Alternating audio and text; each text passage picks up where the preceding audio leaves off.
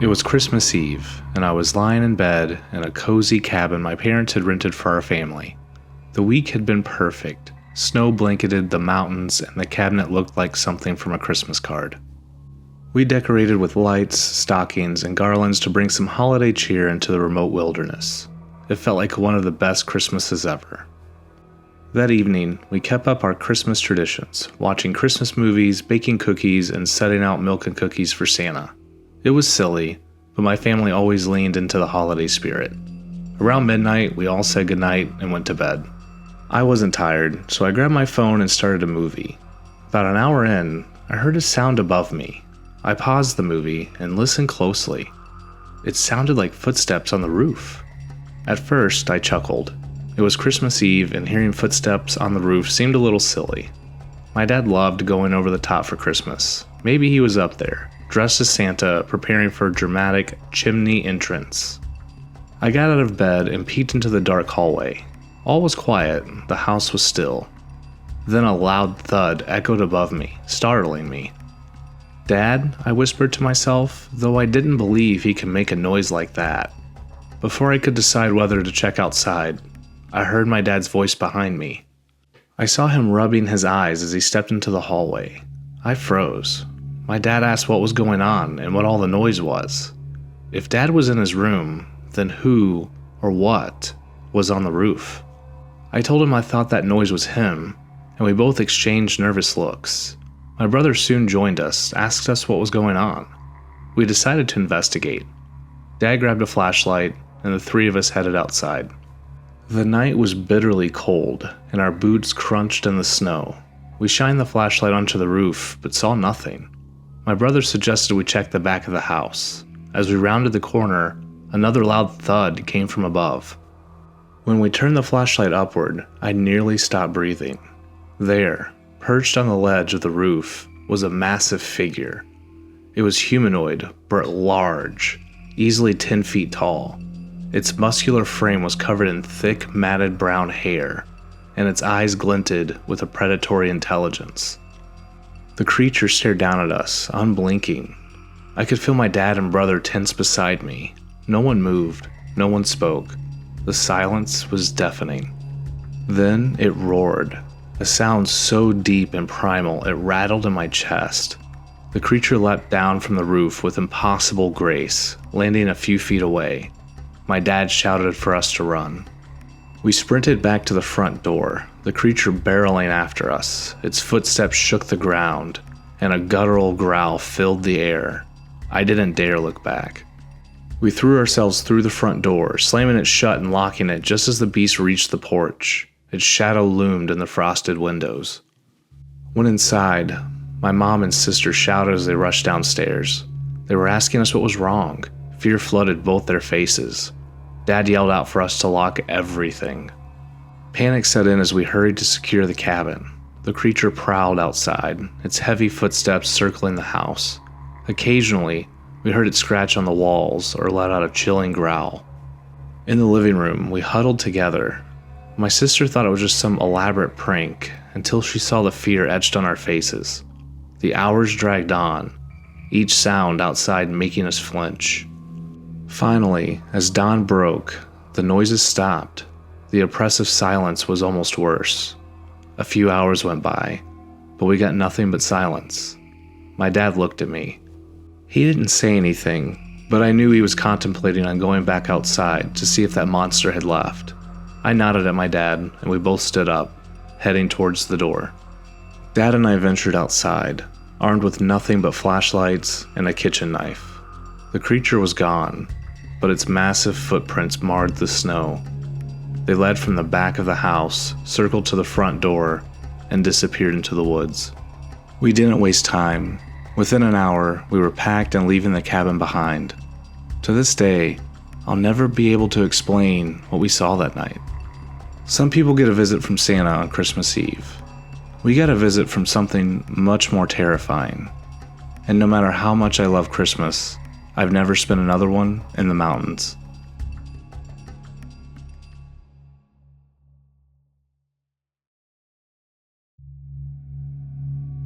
I used to love Christmas, the magic of waking up to presents, the cookies and milk gone from the night before.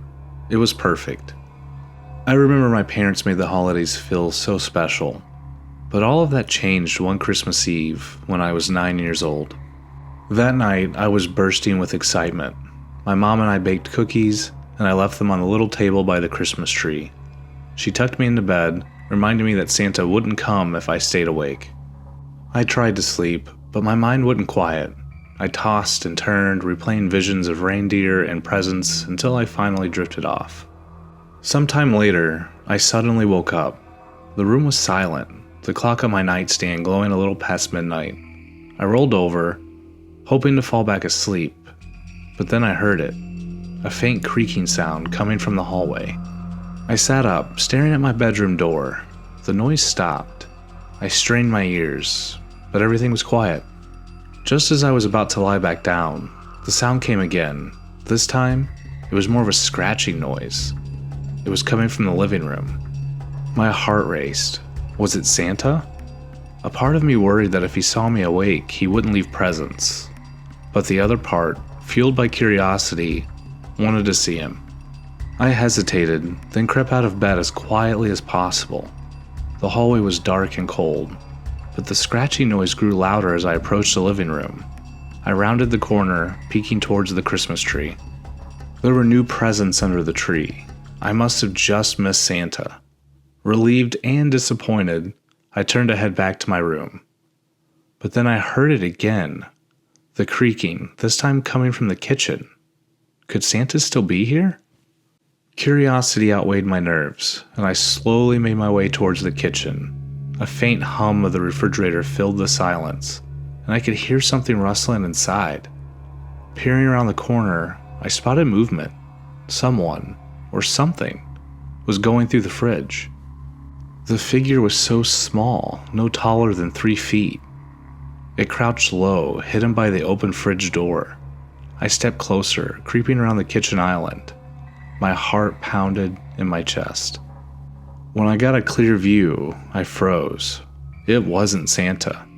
It wasn't even human. The creature had dark, leathery skin and a long, hooked nose. Its ears jutted straight up, and its thin arms ended in clawed hands. It wore nothing. Its wiry body twisted unnaturally as it rifled through the fridge. I must have made a sound because the creature suddenly turned to me. Our eyes locked, its deep, black pupils boring into mine. For a moment, neither of us moved. Then it lunged. Its bony fingers grabbed the front of my shirt, pulling me towards it. I screamed, a sound so loud it startled the creature. It hissed, releasing me and leaping back. I fell to the floor, paralyzed with fear, my screams echoing throughout the house. The creature hissed again, before darting out of the kitchen and disappearing into the shadows. Seconds later, my parents burst into the kitchen, turning on the lights. My mom knelt beside me, trying to calm me down, while my dad demanded to know what happened. All I could do was point towards the hallway and stammer, "Monster." My dad ran off towards the direction I pointed. My mom carried me back to my room, whispering that it was just a bad dream, but I knew it wasn't. Later, my dad returned. He told my mom he hadn't found anything, but his face was pale, and he asked to speak to her alone. It wasn't until I was an adult that I learned the truth. That night, my dad had seen something. While searching the living room, he caught sight of movement near the front door. Before he could reach it, the door creaked open and he caught a glimpse of a small, misshapen foot disappearing into the night. He'd run to the door and watch as the creature darted away, its tiny frame vanishing into the snow. He never called the police. What could he say? That an elf, or something like it, had broken into our home? To this day, I still have nightmares. Christmas once was my favorite time of the year, and it now fills me with unease. I don't know what I saw that night, but I pray I never see it again.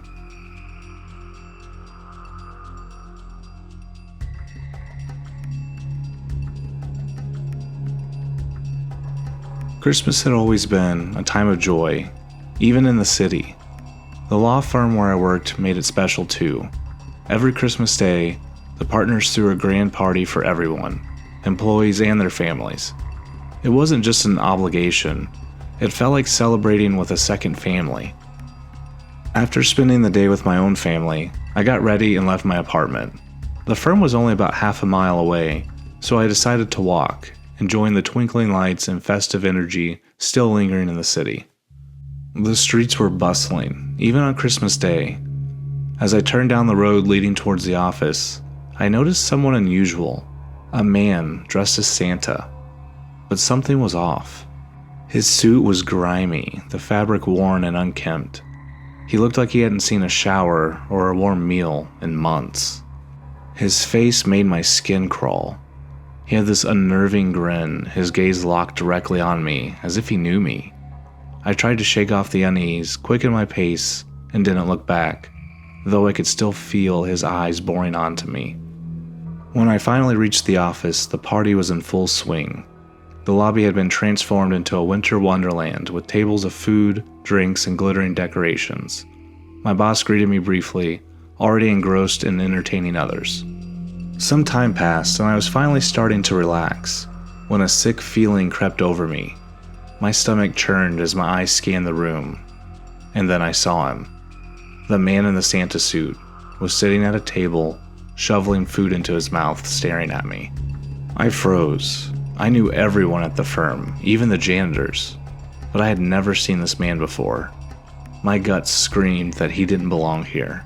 I spotted Jackson, a longtime lawyer at the firm, and hurried over. I asked if he knew who the man in the Santa suit was. Jackson glanced over and shook his head, suggesting he might be a family member or hired entertainment. But I knew better. My boss would have never hired someone like him for the party, and his presence felt wrong. I thanked Jackson and moved to the opposite side of the room, keeping as much distance as possible. An hour passed, and I didn't see the man again. Slowly, the party regained its charm, and I started to enjoy myself. As the evening wound down, people began leaving. I decided it was time to head home. Before leaving, I found my boss to thank him for the party and asked if he knew the man in the Santa suit. He gave me a confused look and said that he hadn't noticed anyone like that. I thanked him and left the building. My unease returned in full force as I stepped into the quiet night. The streets were nearly empty now, and I regretted not driving. I quickened my pace, eager to reach the safety of my apartment. Then I felt it, a prickling at the back of my neck. I turned and saw him. The man in the Santa suit stood beneath the light in the distance, watching me. I bolted. My heart pounded as I sprinted down the block, barely stopping to breathe until I reached my apartment building. I darted inside, slamming the door behind me. My hands shook as I called the elevator. When the doors finally closed, I let out a shaky breath. I was safe. In my apartment, I locked the door behind me. I never used the chain lock, but tonight felt different. I secured it and tried to convince myself I was overreacting. After a hot shower, I began to feel more at ease. As I walked to my bedroom, a sound stopped me. The doorknob on the front door was jingling. I froze, my breath catching in my throat. Slowly, I crept to the door and looked through the peephole. It was him. The man in the Santa suit stood there, grinning. Before I could react, the door burst open with a deafening crash, the force knocking me to the ground. Dazed, I looked up, expecting to see him standing over me, but the chain held. A man's gloved hand reached through the gap, clawing at the chain. His face twisted in frustration as he tried to undo it. I screamed, scrambling to my feet. My hand landed on a kitchen knife from the counter, and without thinking, I drove it into his hand. He let out a yell, yanking his hand back. I slammed the door shut, locking it once more. Peering through the peephole, I saw him stumble away, clutching his injured hand. My hands trembled as I called the police. When they arrived, I explained everything while 2 officers took photos. Moments later, they got a call. He'd been caught. The man, it turned out, was wanted for a violent assault in another state. He was sent to prison, but the incident left me shaken. I'll never forget that Christmas night, or the feeling that something, or someone, was protecting me. The chain lock I never used, the gut instinct I couldn't ignore. It all felt like more than a coincidence. To this day, I still wonder, What would have happened if I hadn't locked that chain?